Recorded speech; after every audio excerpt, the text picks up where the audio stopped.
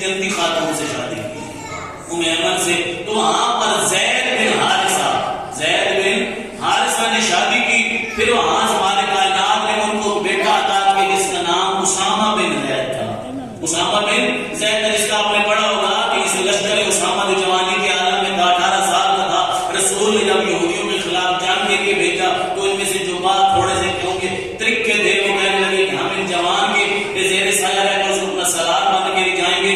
اس وقت رسول خدا نے فرمایا کہ جو اسامہ کی سالاری کو قبول نہیں کرے گا وہ روز معاشر جہنمی ہوگا، خدا اس کو جہنم میں ڈالے گا. تو یہ جناب ایمن اور یہ دونوں کیا کہ اسامہ اور ایمن کیا تھے، ایک دوسرے کے مادری بھائی بنے تھے. جناب ایمن کے بارے میں کوئی خاتون ہے جس کو جناب سیدہ دربار میں لے کر گئی تھی، جس کو جناب سیدہ دربار میں لے کر گئی تھی. جناب ایمن اس وقت دربار میں پہنچی ہیں بی بی کی گواہی دینے کے لیے. تو یہاں پر دیکھیں میں اکثر کہتا رہتا ہوں کہ معصوم یا معصومہ کا کوئی فعل بھی مصلحت خدا سے خالی نہیں ہوتا. بی بی کی اور بھی کنیزیں تھیں، ان کو بھی لے کے جا سکتی تھی، فقط ام ایمن کو کیوں لے کر گئی؟ جس وقت جناب ام ایمن کو لے کر گئی ہیں تو جس وقت بی بی نے گواہی پیش کی ہے کہ میری ام ایمن گواہی دے گی، تو جناب ام ایمن آگے بڑھی ہیں جو ممبر پہ بیٹھا تھا. بی بی نے فرمایا کیا تو نے رسول خدا سے یہ حدیث سنی تھی کہ دنیا میں کوئی اگر جنتی خاتون کو دیکھنا چاہے وہ ام ایمن کی زیارت کر لے؟ اس نے کہا ہاں میں نے خود اپنے کانوں سے سنا تھا، رسول نے تمہیں جنتی خاتون قرار دیا تھا. جناب ایمن نے فرمایا تم سے سوال کرتی ہوں کیا جنت میں کوئی جھوٹا جا سکتا ہے؟ کہنے لگا نہیں، جھوٹوں پہ تو خدا کی لعنت ہوتی ہے. ام ایمن نے فرمایا کہ میں جھوٹ جنت میں جانے والی ہوں، جنت میں رہنے والی ہوں، جنت کی سردار نہیں ہوں. جب جنت میں رہنے والا جھوٹ نہیں بول سکتا تو جو جوانان جنت کی ماں ہے وہ کیسے جھوٹ بول سکتی ہے؟ جو سردار جنت کی ماں ہے وہ کیسے جھوٹ بول سکتی ہے؟ میں گواہی دیتی ہوں کہ یہ جو فرق تھا رسول خدا نے اپنی بیٹی کو ہبہ کیا تھا. میں گواہی دیتی ہوں اور یہی ام ایمن ہے. آخر تک رسول کے پاس رہی، رسول دنیا سے چلے گئے، ایسی وفاداری نبھائی کہ بالکل تنہا نہ چھوڑا جناب سیدہ کو. آخر وقت تک جناب سیدہ کی غلام بن کے رہی، کنیز بن کے رہی.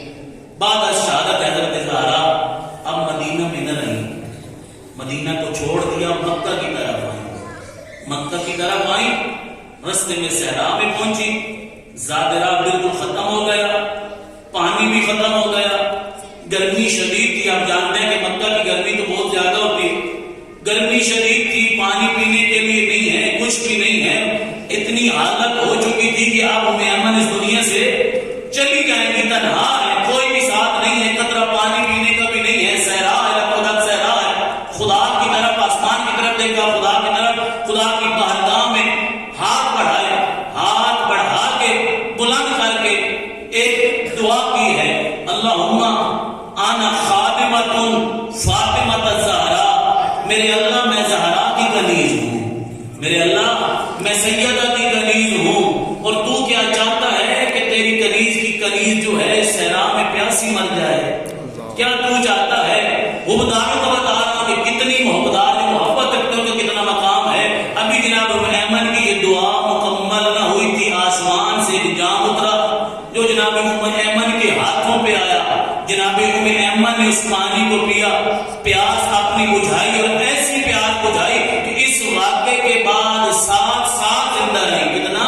7 سال زندہ رہی. اور جناب ام ایمن خود فرماتی ہیں کہ وہ پانی پینے کے بعد 7 سال زندہ رہی. ان 7 سالوں میں نہ مجھے بھوک لگتی تھی، نہ مجھے کبھی پیاس محسوس ہوتی، نہ کبھی بھوک لگتی تھی، نہ کبھی پیاس محسوس ہوتی تھی. دیکھیں یہ کرامتار ہیں. اور آج کا دن جو ہے، اور آج کا دن اسی سیدہ پر دوبارہ ظلم کیا گیا. آج سے پورا 101 سال پہلے، آج سے پورا 101 سال کا بھی لائٹ بند نہیں کیجیے گا، میں بتانا چاہتا ہوں. 2 دفعہ جہاں پہ سیدہ کے مزاروں کو مسمار کیا گیا. پہلی دفعہ 1220 ہجری میں.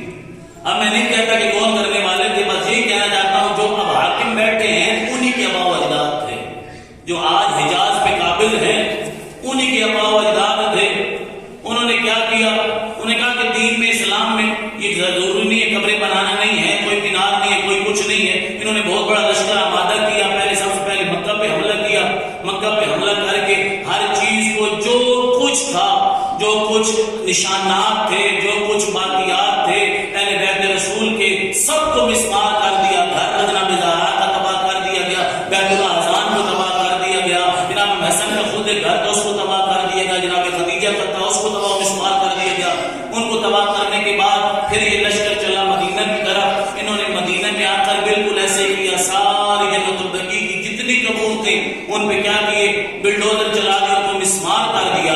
اب جب یہ 1220 ہجری میں مسمار ہوئے، اس کے بعد عثمانی خلافت آئی تقریباً 1234 میں یا 35 میں عثمانی خلافت آئی. انہوں نے قبضہ کیا. پھر انہوں نے کیا کیا، دوبارہ مدینہ میں وہ ساری کیا کی باقیات جو تھی انہوں نے ختم کر دی تھی. سارے گنبد بنوائے، سارے روزے بنوائے. بلکہ میں نے پڑھا ہے کہ پوری دنیا کے جتنے مخیرین تھے، جتنے مالدار تھے، انہوں نے پیسے بھیجے، انہوں نے جواہرات بھیجے کہ کیا ہے ائمہ معصومین کی کیا ہو قبور جو ہو تعمیر ہو. ائمہ معصومین کی قبور کو تعمیر کیا گیا. پھر پورا ابھی 100 سال نہ گزرے تھے 1344 ہجری میں، 1344 ہجری غالباً 15 جمادی الاول انہوں نے پھر مکہ پہ حملہ کیا. پھر سب کچھ سارا کچھ لوٹ لیا. خدا کے گھر میں، خانہ خدا میں جتنے جواہرات تھے، جو چیزیں تھی، سب کو قبضہ کرنے کے بعد انہوں نے 3 بار کوشش کی مدینہ پہ حملہ کرے، لیکن حملہ نہ کر سکے. چند ماہ بعد انہوں نے کیا کیا، برطانیہ اور استعمار سب کو ملا کر بڑی فوج تیار کر کے 8 شوال 1344 ہجری آج کے دن کیا کیا، دوبارہ حملہ کیا. اور حملہ کرنے کے بعد بالکل ہر چیز کو مسمار کر دیا گیا. ہر چیز کو میں نے پڑھا ہے کہ ایک پتھر بھی باقی نہیں رکھا گیا. اس طرح مسمار کیا گیا، بالکل زمین کی تہہ کے ساتھ قبور کو کر دیا گیا.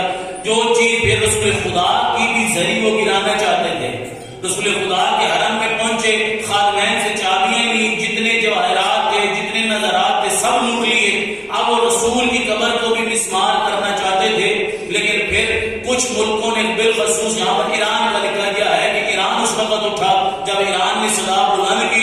پھر ایران کے بعد مصر بھی بول پڑا، اسلامی ممالک سارے بول پڑے، انہوں نے احتجاج کیا. اور آج اس کی وجہ سے کیا ہوا، روزہ رسول باقی رہ گیا. یعنی کہ آج سے 100 سال پہلے بھی اگر کسی نے آواز اٹھائی تھی تو علی کے ماننے والے